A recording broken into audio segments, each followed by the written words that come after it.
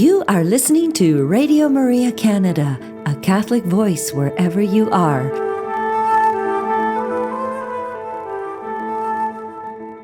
We now present The Bottomless Well, hosted by Father Scott Lewis.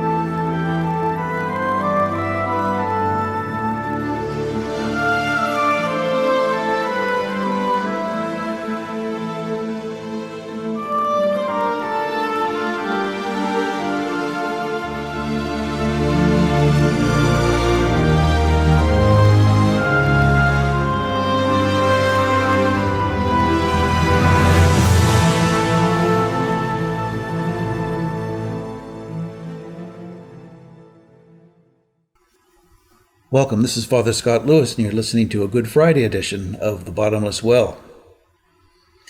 Usually at 3 o'clock on Good Friday, Christians all over the world gather in churches. The readings are read aloud by different members of the congregation. Prayers are said for humanity and for the world.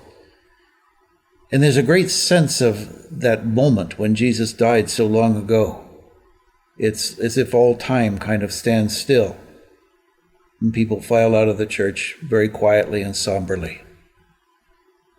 That won't happen quite that way this year because of the pandemic. We will not be going to church, but at the same time, it is an opportunity. It is an opportunity perhaps to be in greater solidarity, not only with the suffering of Jesus, but with the suffering of our world, with the suffering of humanity.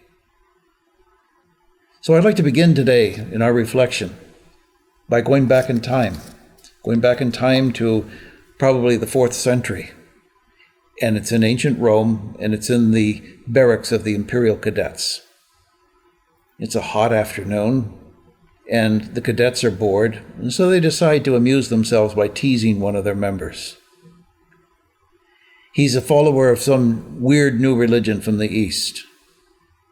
And one of them scratches a very crude graffito on the wall. It shows a human figure on a cross with the head of a donkey. And underneath it says, Alexamenos worships his god. Alexamenos is the one they're making fun of. And that remained hidden for 2,000 years or 1,700 years until archaeologists uncovered it recently. And it really tells us something, because in the first few centuries of Christianity, Christ was not depicted on the cross, and the cross was not depicted. The cross was looked upon with horror and shame. It was not really used in a visual form until about the 5th century, and we can see one of the first ones on the doors of Santa Sabina in Rome. Up until then, they used other things to symbolize Christ, a fish, or a dolphin, or anchor, something like that. They just did not want to be identified with something that was so horrible. After all, crucifixion was the punishment given, it was a political punishment given for rebels and runaway slaves and people who had defied the power and might of Rome.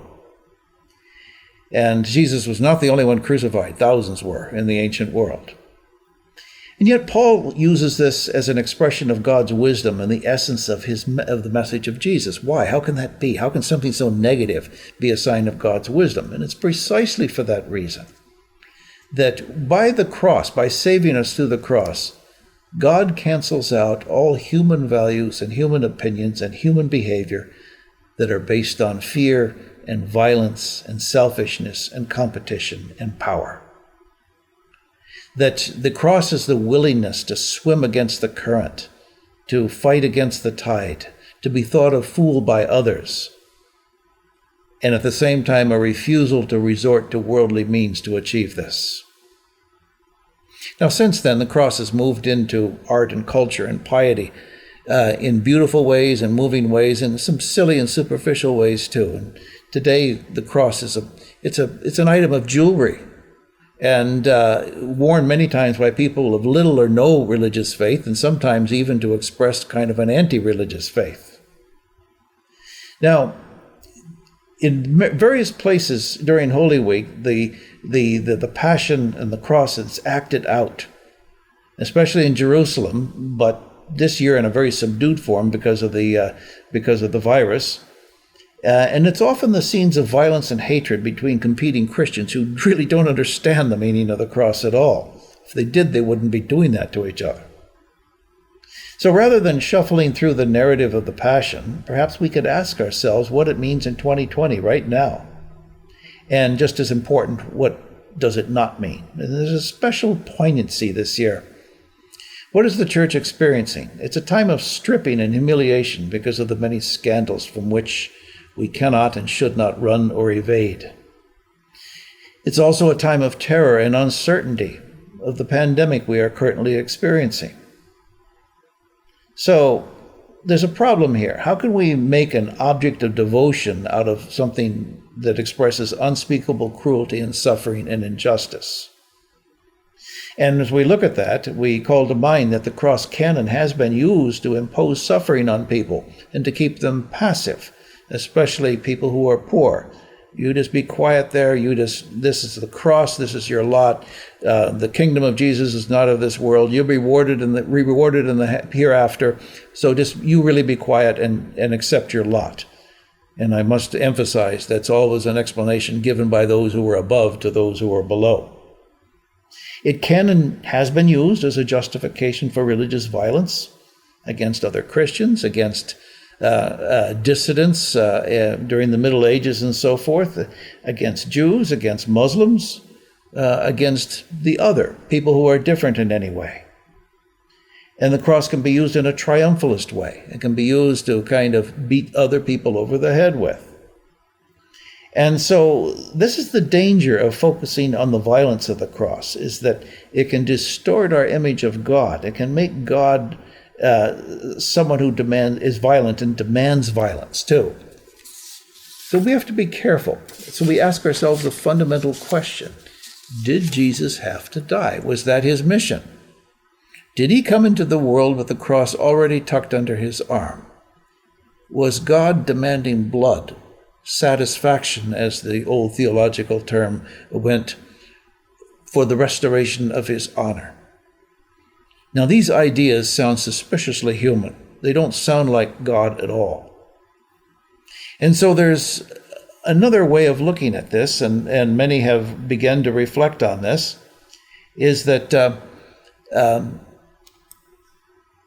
the mission of Jesus was not to die.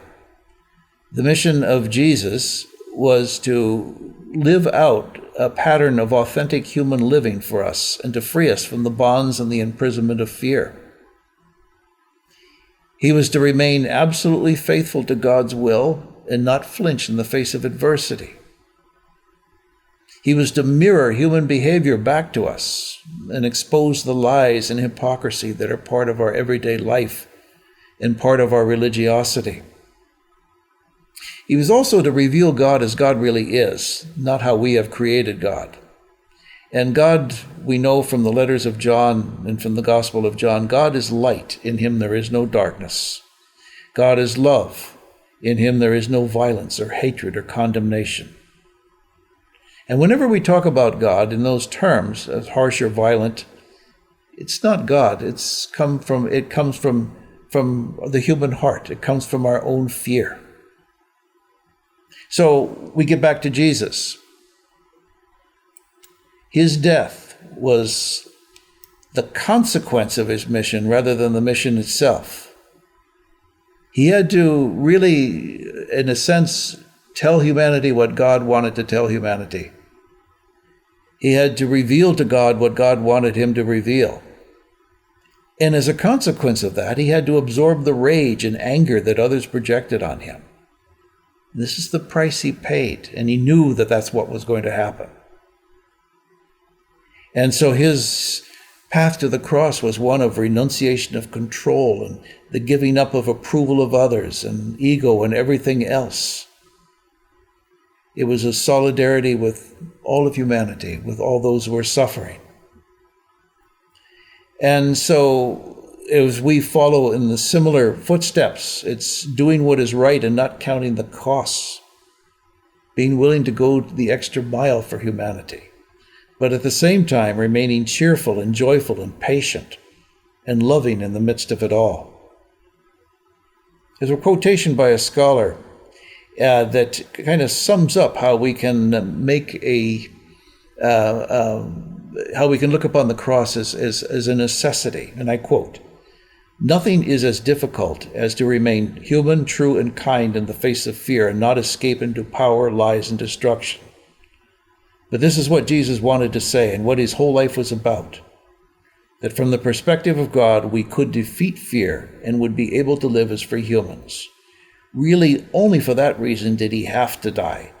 And precisely for that reason can the cross, this cursed stigma, this monstrous embodiment of all human torture, become, despite everything, a sign of salvation." End of quote.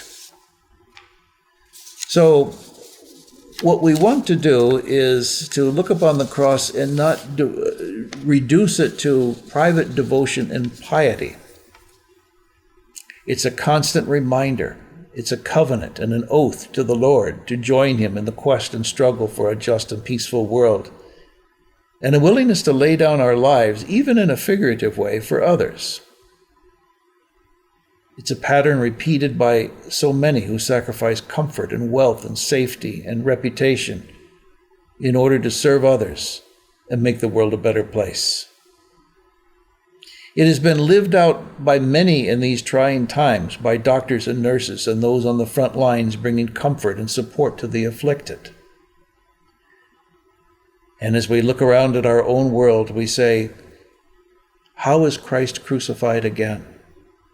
Christ is crucified when we defile the land, when we exploit the natural resources, when we pollute the rivers and the airs, when we foul our own nest in the way that we are doing, when we have no respect for God's creation. Christ is crucified when we begin to exclude and to spew hatred on one another. Christ is crucified when we exclude. Christ is crucified when we judge. Christ is crucified when we use God as an excuse for executing violence on other people. Christ is crucified when profits mean more than people. Christ is crucified when we are willing to step on others in our way to the top. Christ is crucified when we pass people by who are homeless or needy, or people who are hurting, and don't even recognize them, don't even give them a sign of acknowledgement. These are the ways in which Christ is crucified, again and again and again. And so it is a constant reminder to us to take up our own cross, but our own cross means lifting that cross off of the shoulders of other people. We live in a world where there is so much need for comfort, so much need for hope, so much need for healing. God is not going to come fix our world. God has given us the tools to do it, and God expects us to do our part. So as we look back on the cross and the ways in which it is viewed as an agent of salvation, perhaps we can look from a different angle, that it's not so much the cross that saves us, but it was the great and boundless love of God the Father and his Son Jesus Christ that save us. So let us not focus so much on the violence and suffering, but on that great love. And as Jesus told the lawyer in the story of the Good Samaritan, go and do likewise. This is Father Scott Lewis, and you've been listening to a Good Friday edition of The Bottomless Well. Please join us again for Holy Saturday and the Easter Vigil. God bless you.